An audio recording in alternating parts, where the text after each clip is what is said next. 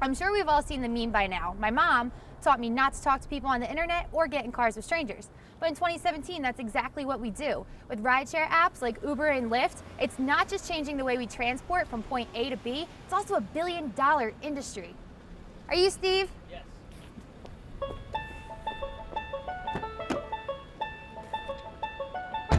As of 2017, Uber has a net worth of $51 billion, while Lyft is at $1.2 billion, according to rideshareapps.com. While they continue to grow and dominate the transportation industry, it's hurting other businesses like taxis and rental cars. Hertz in particular reached an all-time low of share values in May. They valued at $14.32 per share, a 78% drop from July 2016, and it continues to decline according to Business Insider. Here in Vegas, driving for a living is what many locals depend on to put food on their table. Taxi companies have vigorously tried to get rideshare out of the city but have been unsuccessful. Taxis have gotten to the point where they have lowered their rates to keep up with the competition. Steve Ney drives for Lyft part-time but also spent years driving a cab in Vegas. When Lyft came, well, Uber came first, but when rideshare came, they fought it in the legislature, the whole 9 yards. They did the political thing. Yeah. They weren't making any headway at all. So there was 3,000 taxi cab cars on the street at the time. They overnight doubled the cars on the street, thinking that they could saturate the market and keep rideshare out. It didn't keep rideshare out. Rideshare took 50% of their business. They had twice the cars on the street, which cut their driver's income by 75% at the end of the day. So yeah, they had to come back and regroup. Rideshare apps are not just great for customers, but the drivers also have many advantages.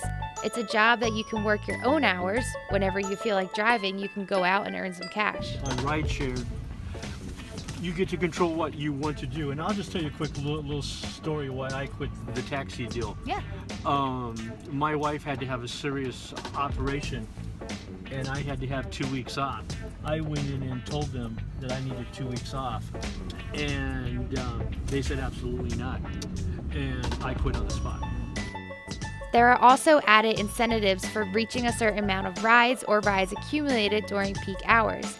Drivers are awarded cash bonuses for achieving these goals. There's also a negative stereotype for cabbies that seems more times than not to hold up to be true. The pressure on them for a production is so high, and the discipline is so severe, and they have to have a job, they have to pay their bills. It turns them into little road machines. Uber and Lyft have also had a positive impact on lowering the amount of drunk drivers. According to The Verge, since the introduction of rideshare in Portland, Oregon, the city has seen a 60% decrease in alcohol-related crashes. Although many argue the effects of lowering drunk driving incidents due to rideshare depends on the city. Vegas is one of those cities where there is no direct correlation between the two, but majority of rideshare users are tourists from out of town and therefore don't have their own car to drive. So who is using rideshare? Pick up grandma and grandpa at the airport every day, and I hear it. You know, my grandson told me how to do this, my son told me how to do this. No, I think it's generation. I think it's completely service and price driven. You know, you do apps for everything now. Yeah. So if grandma and grandpa are using an app to AARP or to do their medication, or to do.